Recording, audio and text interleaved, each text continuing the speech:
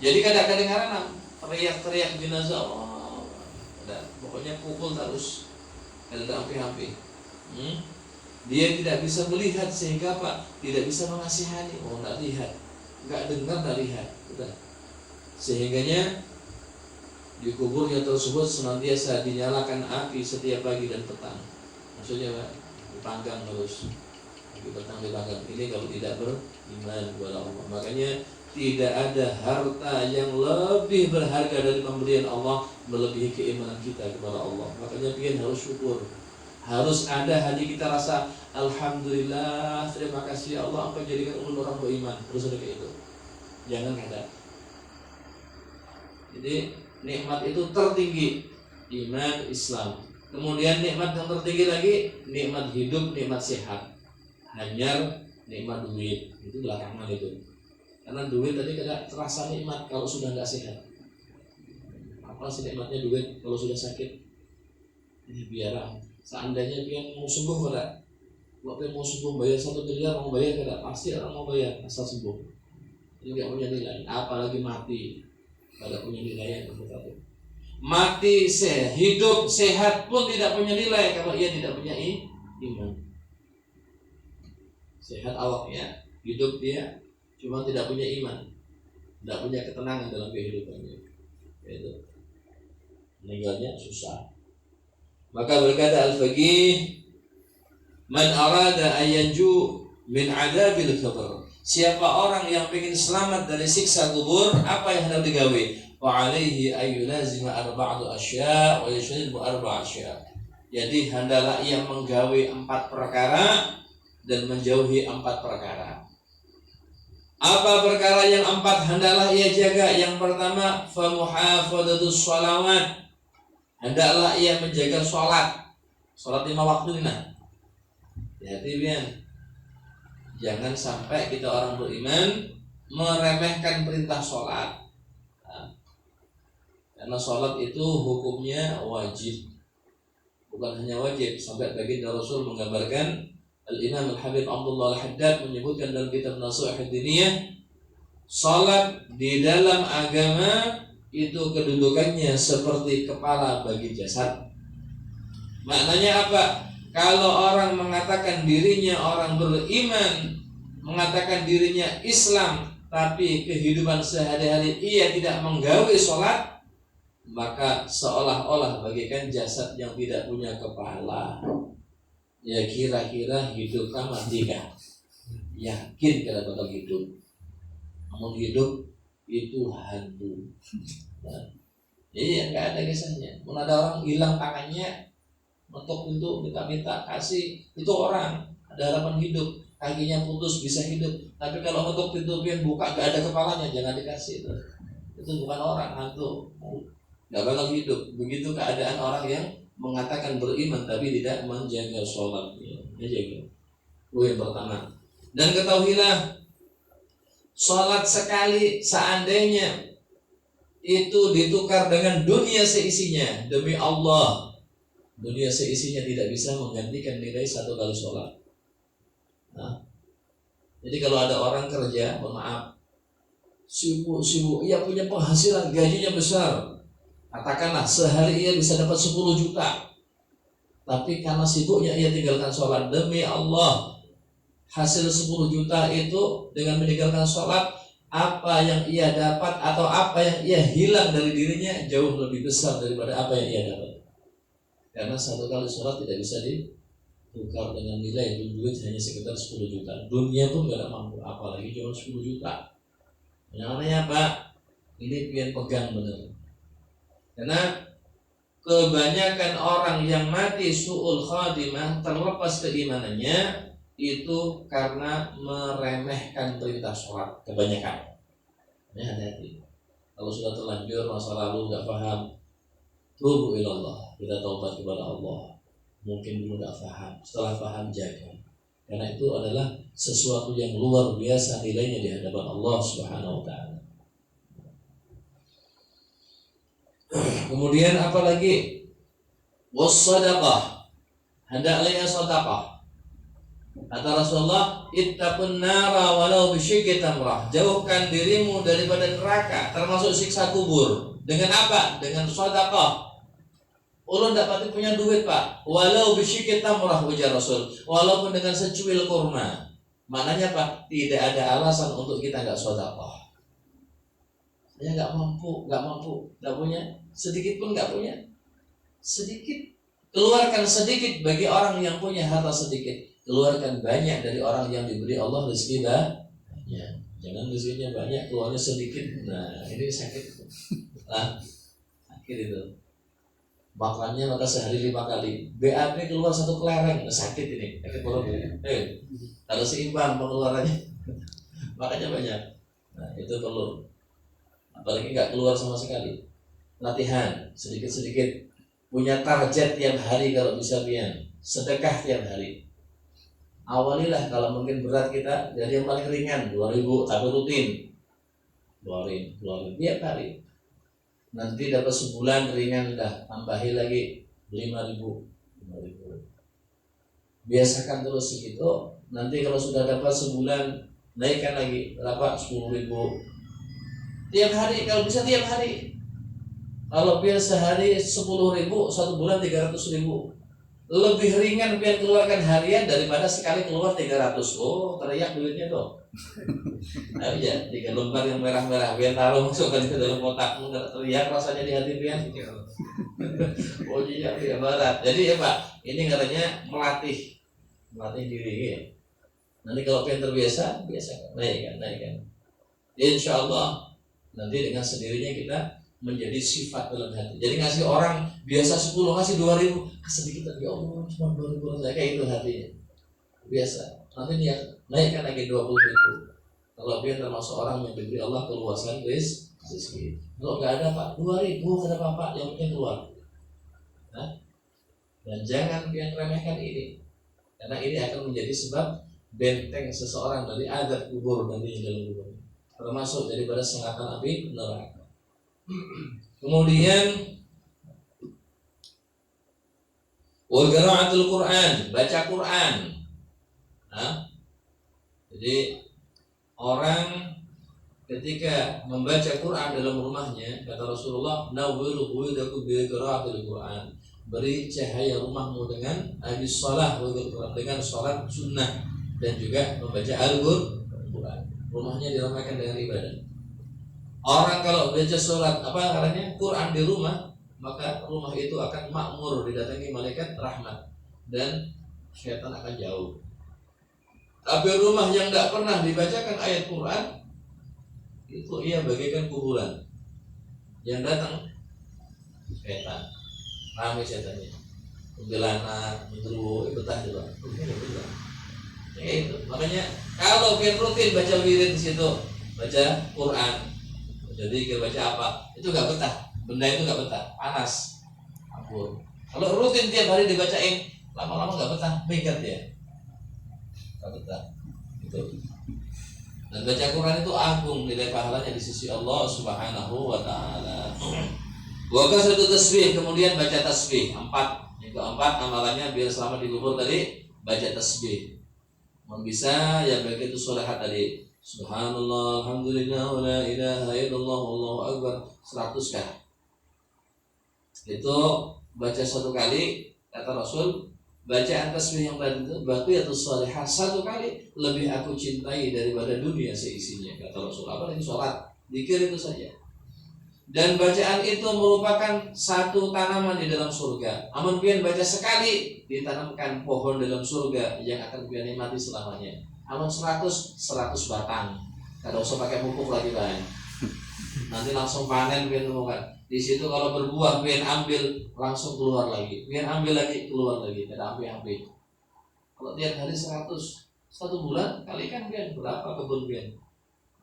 Bolehlah pian punya kebun di dunia, tapi jangan lupa kebun kita di akhirat itu jauh lebih penting, lebih bermanfaat, lebih nikmat, dan akan kekal kita nikmatinya. Itulah.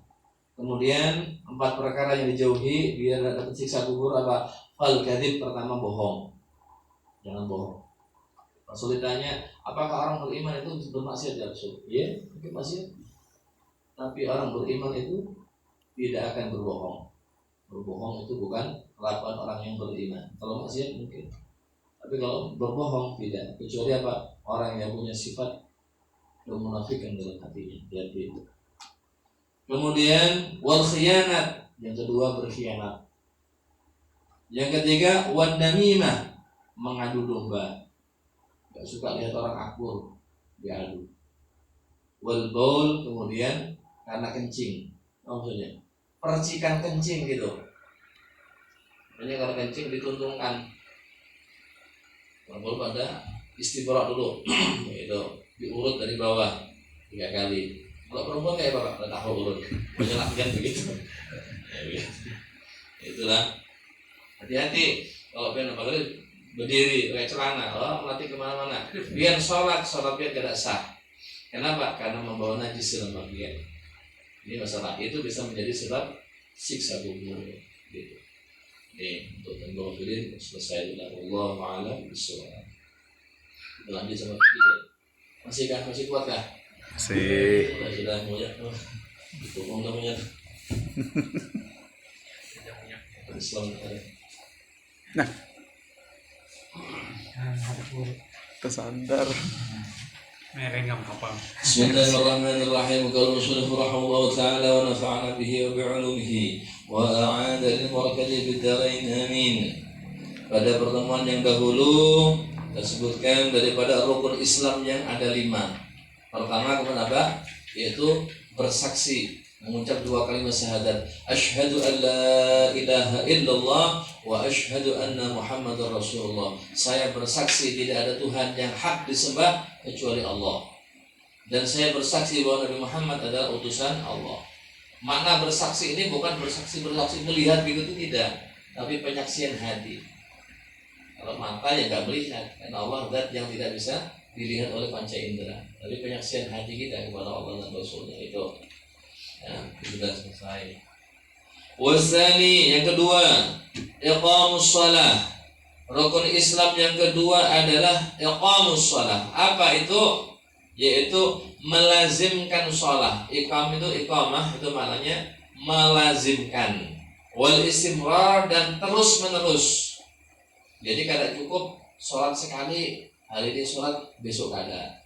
Apa? Dari orang belang kambing kan? Nah, jangan belang kambing. Orang ketika sudah mengatakan dirinya asyhadu an la ilaha illallah wa asyhadu anna Muhammadar Rasulullah, kewajiban rukun seterusnya adalah iqamatus shalah, mendirikan sholat. Yaitu apa? Jaga sholat. Jaganya gimana? Yaitu rutin mengerjakannya dan berusaha selalu memperbaiki sholat tersebut. Tentunya dengan sesuai dengan keilmuan sholat. Bagaimana sholat yang benar, makanya harus belajar. Nah, sholat menurut bahasa ini doa maknanya. Kenapa? Karena dalam sholat yang paling banyak itu kita isinya bermunajat, berdoa kepada Allah.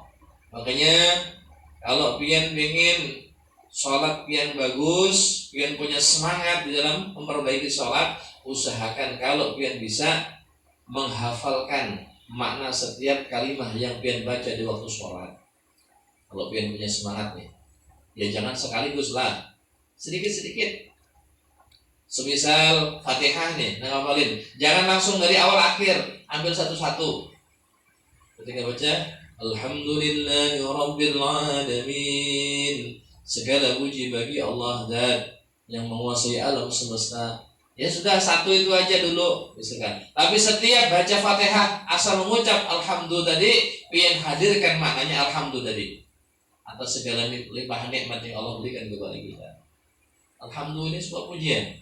Jadi kita merasakan nikmat di mana Allah mulai kita lahir sampai sekarang belum putus nikmat Allah itu. Daripada sehat, mata memandang, nikmat bisa mendengar, nikmat hidup, semuanya nggak pernah putus. Jadi dirasakan di situ.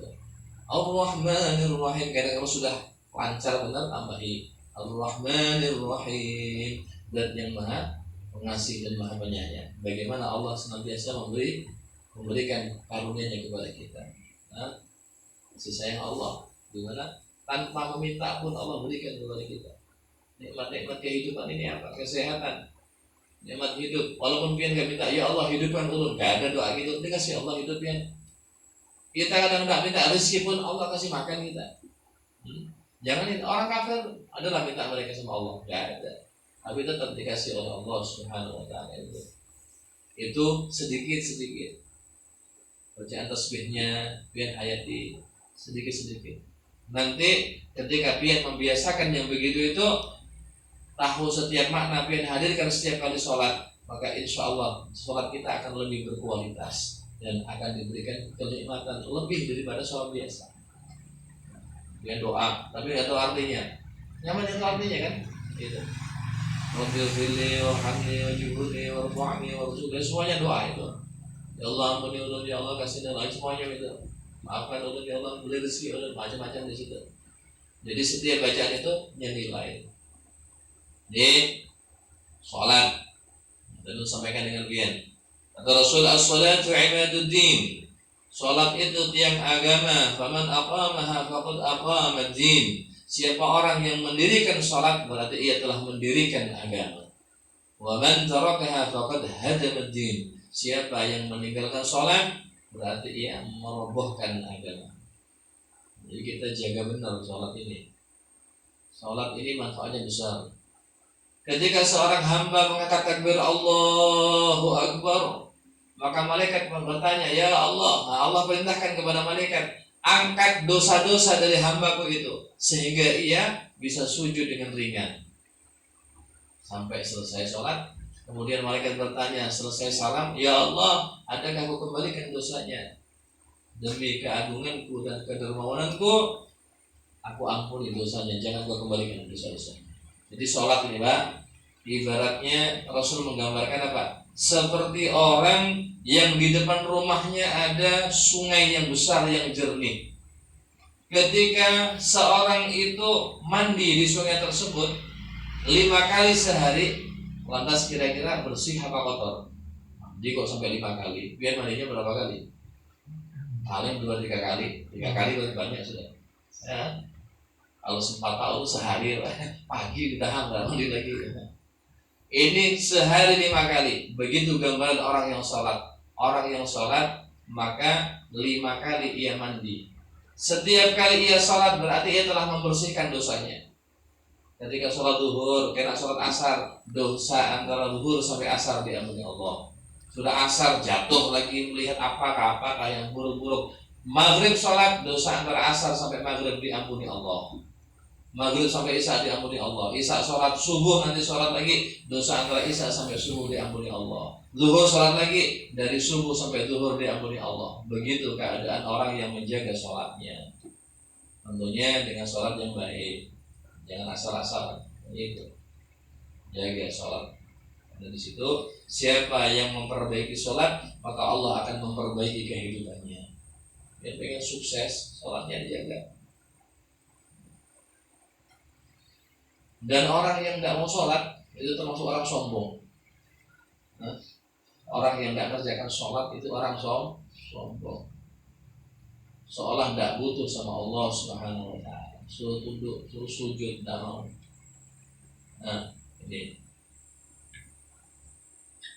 ya, jaga yang demikian ini. Kalau bisa di awal waktu, kalau bisa berjamaah, karena jamaah itu dilipat gandakan 27 derajat. Nah, yang mana derajat ini jauh benar, satu dengan derajat yang kedua.